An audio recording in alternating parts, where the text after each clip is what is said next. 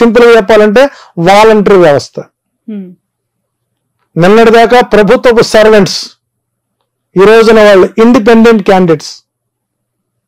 అప్పుడు ఆల్రెడీ మొదలు పెట్టారు, మేము ఫంక్షన్ ఇద్దాం అనుకున్నాం, చంద్రబాబు గారు సగ్గడ్డల రమేష్ గారి చేత ఈసీ కంప్లైంట్ ఇచ్చారు కాబట్టి మేము మీకు ఇవ్వలేకపోతున్నాం, ఇకపై మీకు సంక్షేమ పథకాలు రావు, దానికి మీ చంద్రబాబు గారు అడ్డుపడుతున్నారు కాబట్టి సంక్షేమానికి చంద్రగ్రహణం పట్టింది అని ఇప్పుడు స్వతంత్రంగా చెప్పే అవకాశాన్ని, ఒక కార్యకర్తగా మారే అవకాశాన్ని ఇచ్చింది ఎవరండి?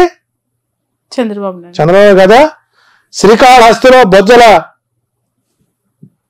కొడుకు ఎమ్మెల్యే ఆస్పిరెంట్ వాలంటీర్లు ఉగ్రవాదులుగా పోలిస్తే గట్టి చెట్ని అచ్చెన్నాయుడు, అదే ఆయన వ్యక్తిగతం, పార్టీకి సంబంధం అంటే ఆయన పొడి చేసే పార్టీ నుంచి పొద్దుటూరులో ఒక తిరుగుబాటు బావుట ఎగరేసేటువంటి ఒక తెలుగుదేశం రెబల్ క్యాండిడేట్ వాలంటీర్లు గుడలేసి బజారు మీద కొడతాం, అది మీకు మైనస్ కాదా?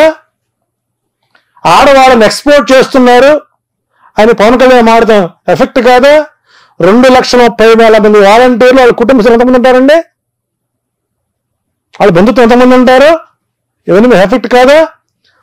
లారీ డ్రైవర్కి ఇస్తే నీకెందుకు, అడుక్కోవాలి ఇస్తే నీకెందుకు, టిప్పర్కి ఇస్తే నీకెందుకు అంటే జగన్మోహన్ రెడ్డి వేసినటువంటి వజ్రాయుధంలో వ్యూహంలో కూటమి ఇరుక్కొని వాళ్ళు చేసే తప్పులు ఎదుటి వారికి విజయ అవకాశాలు వారికి వారే అందిస్తున్నటువంటి తరుణంలో జగన్మోహన్ రెడ్డి గారి విజయం సునాయాసం అవ్వచ్చు. అట్లాగని చెప్పేసి కూటమిలో వ్యతిరేకత వచ్చింది, ఫ్లెక్సీలు తగలబెడుతున్నారు, గుడ్డలు తగలబెడుతున్నారు, కార్యకర్తలను కొడుతున్నారు కాబట్టి మనం గెలిచాము అని కనుక వైసీపీ కార్యకర్తలు రిలాక్స్ అయితే ప్రమాదం పొంచి ఉంటుంది. ఈ నిర్లిప్తత, ఈ అసహాయత, ఈ తిరుగుబాటు, ఈ ఉద్యమాలు, ఈ కొట్లాటలు, ఈ తగలబెట్టుకోటాలు ఇవన్నీ చంద్రబాబు నాయుడు ఆడేటువంటి ప్లాన్ సి. ప్లాన్ బి అంటే జనసేనని బీజేపీని ఓడించటం. ప్లాన్ సి అంటే వ్యతిరేకత ఉన్నదని ఒక కవరింగ్ ఇచ్చి కార్యకర్తల్ని మోహరించి వైసీపీ వాళ్ళని రిలాక్స్ చేయడం. కాబట్టి చంద్రబాబు నాయుడు గారు పోల్ మేనేజ్మెంట్ లో దిట్ట అని పవన్ కళ్యాణ్ గారు ఒప్పుకున్నారు. వారికి కావాల్సిన దాష్టికులు కావాలి, నాయకులు కాదు, సలహాలు ఇచ్చేవాళ్ళు కాదు, సూచనలు ఇచ్చేవాళ్ళు కాదు. చూడండి ఆ వీడియో చూడండి మీరు. నాకు దాష్టికులు కావాలి అంటే రౌడీ మూక కావాలి, తగలబెట్టేవాళ్ళు కావాలి, మడ్రలు మానభంగాలు చేసేవాళ్ళు కావాలి, లూటులు చేసేవాళ్ళు కావాలి. వీళ్ళ మన కర్మ రాజకీయ నాయకులు. సో కాబట్టి సంక్షేమమే జగన్కి శ్రీరామ రక్ష. నవరత్నాలే నవగ్రహాలై నవ పాలకులై జగన్మోహన్ రెడ్డికి అనుకూలంగా ఉంటుంది. అందులో శని ఈసారి మంత్రి అయ్యాడు, రాజు ఏం చేయలేడు. సస్యాధిపతి, రసాధిపతి, అర్ఘ్యాధిపతి, సైన్యాధిపతి శని అయ్యాడు. కాబట్టి శని ఎవరికి బలంగా ఉన్నాడంటే జగన్మోహన్ రెడ్డి బలంగా ఉన్నాడు. కర్షకులకు, శ్రామికులకు సపోర్ట్ ఎవరైతే ఏ రాజు అయితే సహకరిస్తాడో ఆ రాజ్యం సుభిక్షంగా ఉంటుంది. అప్పులు పాలైపోయింది. చాలకి చదివి చావండి ఒక్కసారి రాజకీయ నాయకులు. ఏ రాష్ట్రం అయితే ఆర్థికంగా వెనుకంజ వేసి ఉంటుందో ఆ రాజ్యంలో సంక్షేమం అందినట్టుగా లెక్క అని శ్రీకృష్ణదేవరాయల రాజ్యాంగంలోనే ఉంది, ఆయన రాజ్యపాలనలో ఉంది, చాణక్యుడు రాశాడు.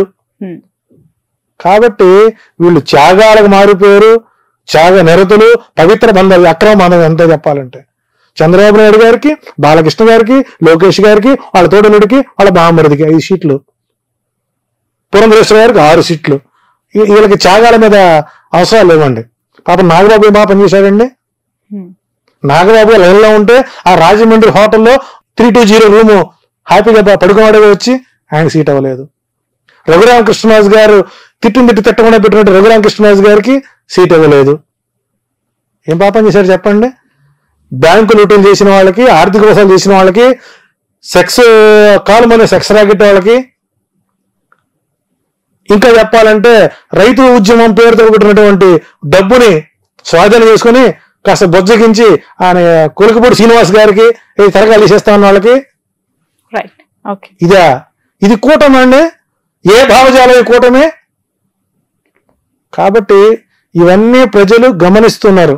మొట్టమొదట ఎప్పుడైతే ఫంక్షన్లు ఆపారో 1 తారీఖున, అది దానివల్ల మరికొంత ఓటు బ్యాంకుని వైసీపీ తెచ్చుకుంటోంది.